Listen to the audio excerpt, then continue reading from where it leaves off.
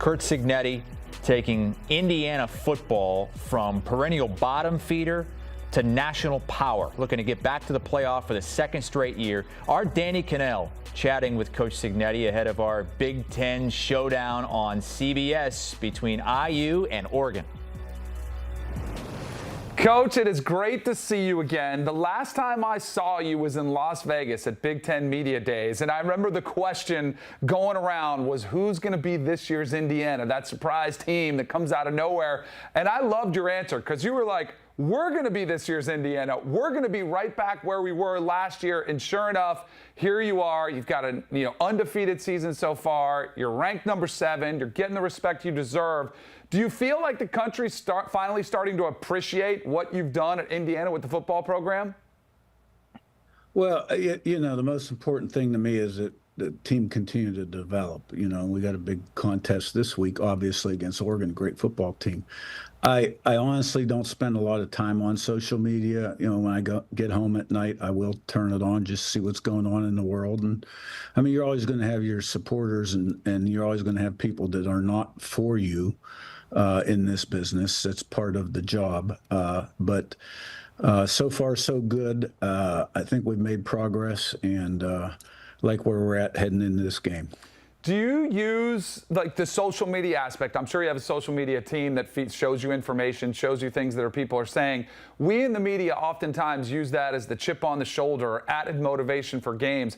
Do you have people, or are you looking for stuff to show your team to give them extra, motivation going into a game like this, which is they shouldn't need any more motivation, but maybe it's another week that you look to try to keep them on their toes?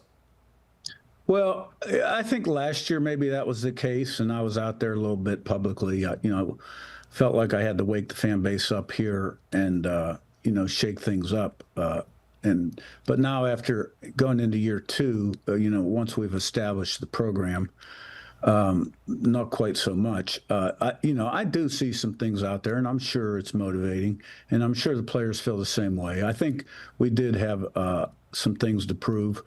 After the Notre Dame game, and then at the start of the season, all eyes were kind of on Illinois a little bit. We wanted to make a statement in that game. And then went on the road and played at Iowa, which is a really hard place to play. It was a dogfight. Our backs were against the wall the entire day, and we found a way to get it done, and I think that was good. So now you go out to play at Oregon, a really hard place to play against a great football team. Coach Lanning has done a tremendous job of recruiting, developing, and coaching. You see it on tape. It shows up on tape. And they've got size, speed, athleticism. Quarterbacks playing great. They got playmakers. They're huge inside on defense. They're good in every facet. And, it'll be a great challenge for our football team. It'll be a challenge that you guys are getting more used to. You've had some practice in these situations. Last year you played in hostile environments in Columbus, in South Bend in the playoffs. What did you learn from those games going into a game like this where it's a battle of top 10s, Autzen Stadium's going to be absolutely crazy? What did you learn from those experiences that you'll maybe adjust to or approach differently going into this one? Well, the one thing I think I learned was, we needed a few more dogs. I can't say that positionally we won any battle in either of those 2 games, and special teams weren't real good. And, I've had some great road wins in my career, every place I've been. I can single out one game that was truly a great road win. And in all those games, we've had to overcome adversity, big-time adversity, and never flinch, never show anxiety, have total belief and confidence, kind of an indomitable will and a resiliency about us. And, I think in this game that our mindset is extremely important. And getting our feet on the ground early, and all 3 phases have to play well. And we don't need to do anything but be ourselves, but we need to play well. We need to play well. Play 1 through 150 till the final whistle blows. You know, your quarterback is somebody that I watched last season at Cal, was kind of watching him, was really impressed with his just raw ability, his escapability. He's got a really nice arm. And then he comes to Indiana, and I'm curious to know, is he there if his younger brother, Alberto, wasn't on the squad last year? How much did that help in finding him, like having that relationship? Or is this just somebody that you saw some of the things that I saw on tape were just like, wow, this is somebody who could really help our program?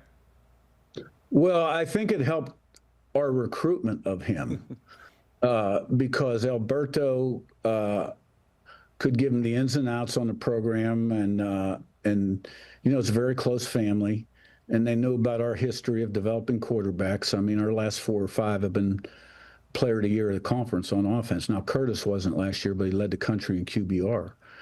And he was looking to be developed and had a lot of raw ability, made a lot of good plays at Cal, but had some areas of his game that he had to clean up.